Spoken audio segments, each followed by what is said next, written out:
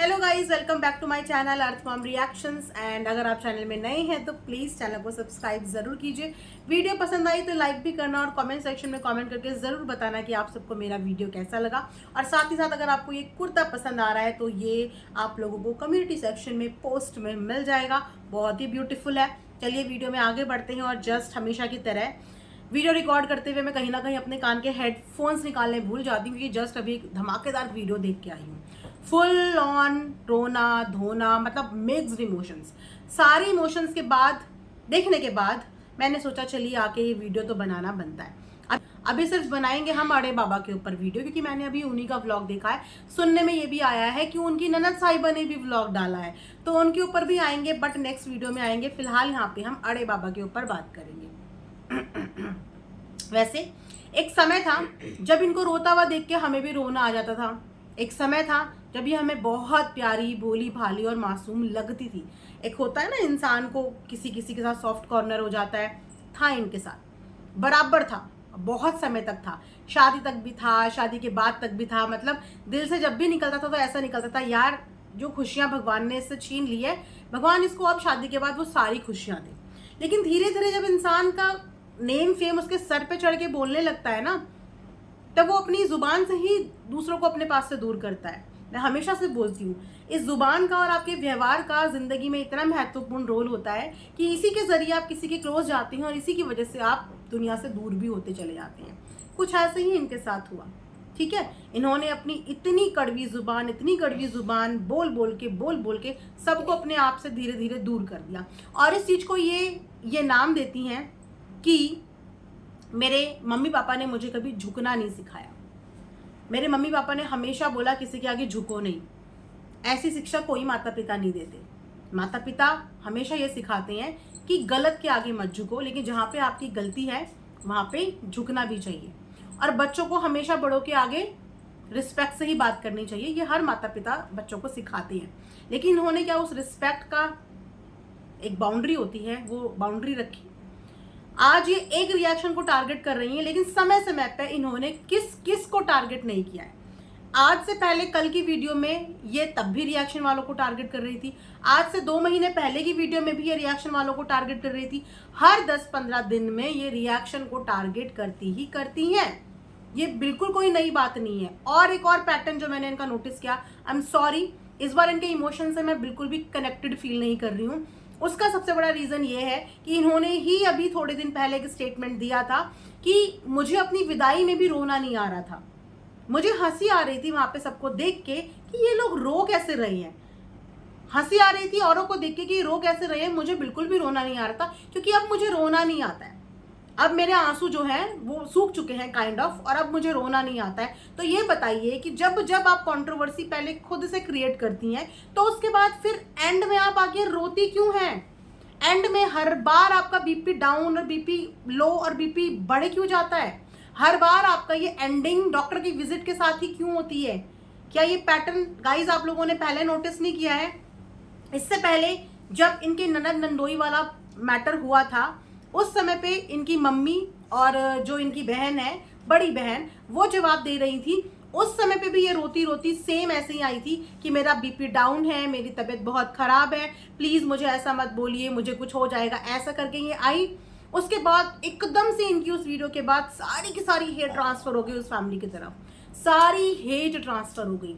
इतनी hate transfer हो गई कि वहां से सुचिता को आके बोलना पड़ा कि अगर ऐसा कुछ है तो प्लीज अपनी तबीयत का ध्यान रखो। वो लोग वहां पे गिव अप कर गए थे, क्योंकि इन्होंने उस समय पे भी यही बीपी, यही तबीयत खराब है वाली सीन करी। उसके बाद लोगों ने ये एज्यूम करना शुरू कर दिया कि ये प्रेग्नेंट है कहीं ना कहीं। और हमने खुद जाके आंटी को और पूजा को, मेरे को आज भी अपना वो रिएक्शन याद है कि मैंने खुद उन लोगों को उस समय पे बहुत बहुत नेगेटिव उनके लिए रिएक्शन दिए थे, बहुत नेगेटिव रिएक्शन। लेकिन उसके बाद क्या हुआ?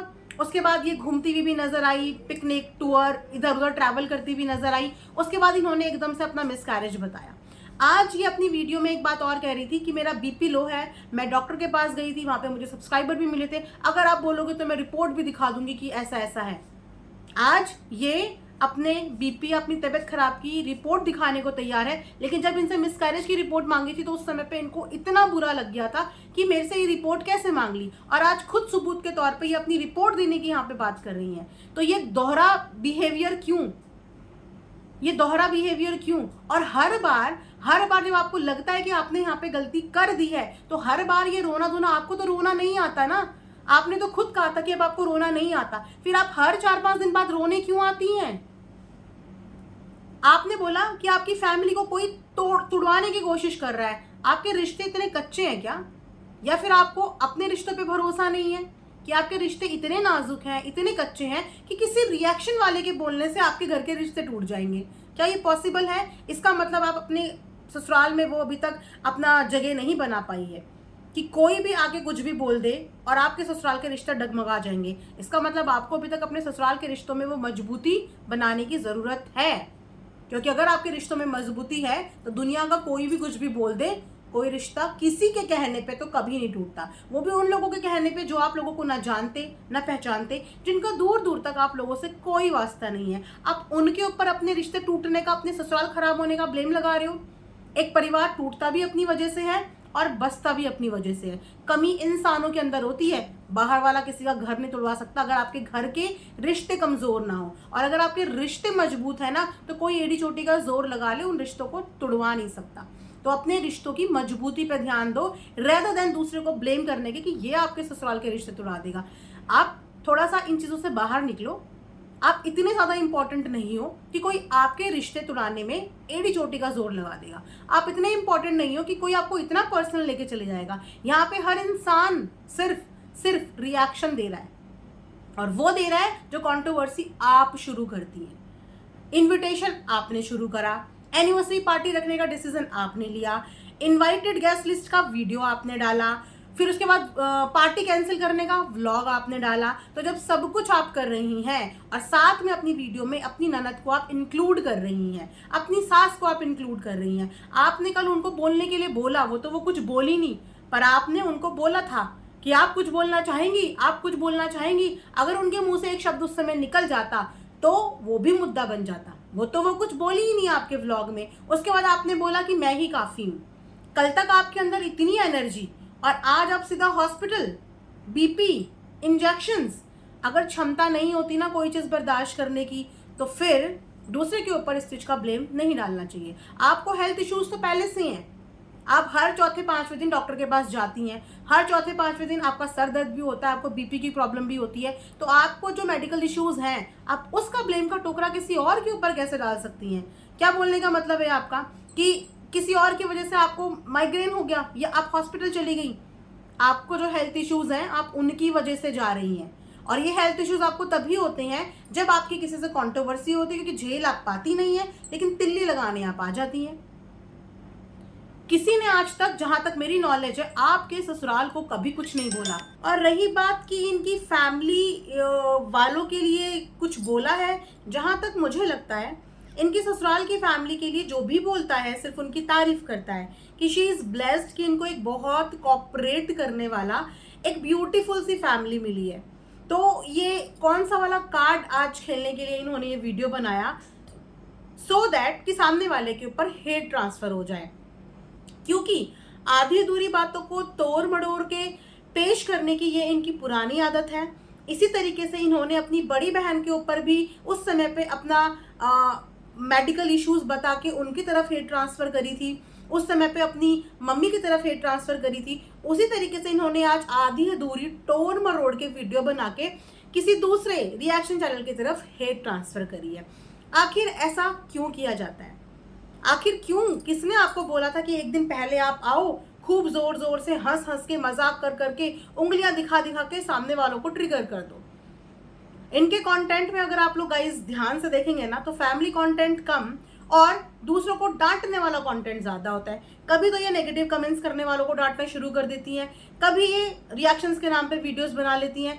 आखिर कंटेंट है कहाँ? ऊपर से ये क्या बोल रही हैं, सामने वालों ने तो बहुत लोगों के चैनल खुलवाए, लेकिन मैं अपनी मेहनत से अपना चैनल चला रही हूँ, मेरे को जो व्यूज़ आते हैं क्योंकि मैं उस पर काम करती हूँ। बिल्कुल आपने सही कहा कि इंसान अपने काम से ही व्यूज़ कमाता है, अपने काम से ही चैनल को आगे लेके चलता है। लेकिन आपकी तरह कंट्रोवर्शियल चीजों पे बाकी लोग वीडियो नहीं बना पाते ना। शायद उन्होंने बहुत सारे लोगों को चैनल खोल के दिया होगा, लेकिन बहुत सारे चैनल ना वो टेक्निकल चीजें नहीं समझ पाए जो कहीं ना कहीं आपको समझ में आ गई कि व्यूज कैसे लाए जाते हैं, किस तरीके से नेगेटिव कमेंट्स पे वीडियो बना लो, किस तरीके से किसी भी रिएक्शन को आज इसको पकड़ लो, एक हफ्ते बाद दूसरे को पकड़ लो, उस पर वीडियो बना दो, किस तरीके से फैमिली कंट्रोवर्सी क्रिएट करने के लिए तिल्ली तो लगा लो, और जब चीजें बढ़ जाए अपने फेवर में ना हो तो वहां से रो धो के निकल लो। कैमरे के आगे रोना, कैमरे के आगे लड़ना, कैमरे के आगे झगड़ना, ये सारे टिप्स एंड ट्रिक्स आप सीख गए और बाकी लोग ये नहीं सीख पाए। सिर्फ इतना रीजन है, इसीलिए बाकी लोगों के चैनल ज्यादा चल नहीं पाए। आपका देवर इतने ड्रामे नहीं कर सकता था, आपका देवर इतनी फेक, इतनी ड्रामेटिक चीजें नहीं दिखा सकता था, क्योंकि वो एक सीधा साधा सा लड़का है। वो सीधी सादी वाली व्लॉगिंग ही दिखाता, हंसने बोलने वाली, मजाक करने वाली वो नहीं लड़ सकता था दुनिया से आके कि लड़ाई करके वीडियो बनाता या रो के वीडियो बना देता या ड्रामा करके वीडियो बना देता या कंट्रोवर्सी करके वीडियो बना देता। यस, इसीलिए उसके भी व्यूज नहीं आ पाए। और आपके आने का भी रीजन ऐसे ही है कि आप जब लड़ती हैं, झगड़ती हैं, कंट्रोवर्सी क्रिएट करने की कोशिश करती हैं तो आपके व्यूज आ जाते हैं। तो आप ये ट्रिक सीख के आई हैं, बहुत अच्छे से आपने सीखा और बाकी लोग इसको फॉलो नहीं कर पाए और आपने फॉलो कर लिया, इसीलिए आपका चैनल अभी तक चल रहा है। अभी तक आप इस चैनल को पकड़ के चला रही हैं। तो ये वाला सिंपैथी कार्ड बिल्कुल मत खेलना कि कोई आपके ससुराल को खराब करना चाहता है। दूसरा सिंपैथी कार्ड बिल्कुल मत खेलना कि मैं अनाथ हूं, मैं अनाथ हूं, अनाथ हूं, क्योंकि अब आप अनाथ नहीं है। आप अनाथ थी भी नहीं कभी। अगर आपके मम्मी पापा नहीं थे तो आपको उनकी जगह पे मम्मी पापा भी मिले, भाई बहन भी मिले, और अब वो वाले मम्मी पापा भी आपकी जिंदगी में नहीं है, आप तो भी अनाथ नहीं है, क्योंकि सास के रूप में आपको माँ से कम सास नहीं मिली है, ससुर के रूप में आपको पापा से कम ससुर जी नहीं मिले हैं, और बहन के रूप में आपको ननद जैसी बहन मिली है जो शुरू में आपके खिलाफ जरूर थी, लेकिन उसके बाद आज आप पे प्यार लुटाती है, और जीवन साथी के रूप में आपको इतना अच्छा हस्बैंड मिला है, और देवर के रूप में आपको भाई जैसा देवर मिला है। तो अब आप अनाथ नहीं है। तो ये वाला कार्ड भी अब आप नहीं खेल सकती, क्योंकि अब आपके पास एक भरपूर परिवार है। सिर्फ सब यही तो चाहते हैं कि इस भरपूर परिवार को जोड़ के रखो, क्योंकि जिस हिसाब का आपका नेचर है वो दिन दूर नहीं कि आपको अगर इनकी भी कोई बात बुरी लग गई और अपने स्वाभिमान के लिए आपने उनको भी ठेस पहुंचा दी, क्योंकि आपने ये बोला है कि मेरे मम्मी पापा ने मुझे झुकना नहीं सिखाया। ससुराल में लड़की को बहुत सारी जगह पे एडजस्ट करना पड़ता है, सिर्फ रिश्तों को बचाने के लिए। रिश्तों को बचाने के लिए इंसान को बहुत बार चुप भी रहना पड़ता है, रिश्तों को बचाने के लिए इंसान को झुकना भी पड़ता है, मुस्कुराते मुस्कुराते झुकना पड़ता है। ये जर्नी आसान नहीं होती, एक शादीशुदा औरत की जर्नी आसान नहीं होती, बहुत सारे उतार चढ़ाव का सामना करना पड़ता है। लेकिन जब आपके ये वाले रूप सामने आते हैं तो सब लोग देख के कंसर्न होते हैं, इसीलिए आपको बोलते हैं कि आप कल को ऐसा ना हो कि अपने इस व्यवहार की वजह से अपना इतना ब्यूटीफुल परिवार भी खो दो, कि वो भी आपसे नाराज हो जाएं। सिर्फ इसीलिए आपको समझाते हैं, लेकिन आपको दूसरों की बात कहाँ समझ में आएगी, क्योंकि आपको समझ में नहीं आता, लेकिन आपको लड़ना बहुत आता है। एक दिन आप आके झांसी की रानी की तरह लड़ती हैं और दूसरे दिन आके आप रोना धोना शुरू कर देती हैं। ऑडियंस यहाँ पे क्या है, मतलब इमोशनल फूल है, लेकिन अब आप जैसे रोने वालों के इमोशंस पे ऑडियंस नहीं फूल बनती है, क्योंकि उन्होंने पैटर्न नोट कर लिया है।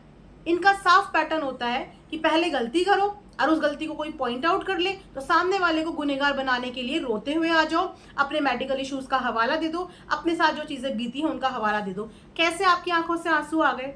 आपकी आंखों से तो आंसू नहीं निकलते ना, सूख चुके हैं, अब आपको रोना नहीं आता। कैसे आपको रोना आ गया? ऐसा क्या उसने बोला था कि आपको रोना आ गया? इतना आसान है आपको रुलाना, तो फिर फाइटर बन के फाइटर जेट की तरह कल वीडियो क्यों बनाई थी? क्यों फाइटर जेट की तरह कल लड़ रही थी कि जब रिस्पॉन्स ऐसा मिला तो आपसे बर्दाश्त नहीं हुआ? या तो चुप रहना सीखो, चुपचाप से अपना काम करना सीखो, और अगर चुपचाप से काम नहीं करना है, जवाब देना है, तो फिर जवाब लेना भी सीखो, क्योंकि ऐसे ही सोशल मीडिया चलता है। बहुत बार समझाने की कोशिश करी, आपको प्यार से भी समझाने की कोशिश करी, आपको कभी कोई रिएक्शन समझ में आते ही नहीं है। आपको हर रिएक्शन अपना कन्वीनियंस के हिसाब से पसंद आता है। किसी की इतनी बात भी आपको बुरी लग जाती है और किसी की इतनी सारी बातें भी आपको बुरी नहीं लगती है। पता नहीं आपका क्या नेचर है, आप किसी के ऊपर भी कोई भी ब्लेम लगा देती हैं, किसी के साथ भी कैसे भी बिहेव कर देती हैं। क्यों? आपके हिसाब से हर कोई इंसान यहाँ पे नहीं चल सकता, ना ही आपके हिसाब से हर कोई इंसान यहाँ पे अपने रिएक्शन दे सकता है। वो जितना महसूस करता है, जितना दिखता है आपको देख के, आपके अच्छे के लिए आपको बोलता है, आपके गलत के लिए कोई यहाँ पे आपको नहीं बोलता। जो चीज़ें यहाँ पे देखी हैं, जो चीज़ें आप कर रही हैं और जितना हमें दिख रहा है, हम सिर्फ उतना ही बोल रहे हैं और उतना ही करने से आपको सिर्फ रोक रहे हैं कि इतने भी रिश्ते खराब मत करो कि कल की डेट में मुड़ के कभी आमना सामना हो जाए तो नजरें ना मिला पाओ। इतने भी रिश्ते खराब मत करो। बस इतना सा है। बाकी मुझे और इनकी ननद की वीडियो के ऊपर भी रिएक्शन देना है, साथ में कुछ और भी इंपॉर्टेंट टॉपिक्स हैं उस पर भी रिएक्शन दूंगी, बट नेक्स्ट वीडियो में दूंगी क्योंकि ये वीडियो बहुत ज़्यादा लंबा हो जाएगा। मिलेंगे नेक्स्ट वीडियो में, इसके पार्ट 2 में। तब तक स्टे ट्यून। प्लस जिन्होंने चैनल को सब्सक्राइब नहीं किया जल्दी से सब्सक्राइब कर दीजिए। ओके, तब तक इस वीडियो को यहाँ पे एंड करते हैं। Thanks for watching, bye bye, take care.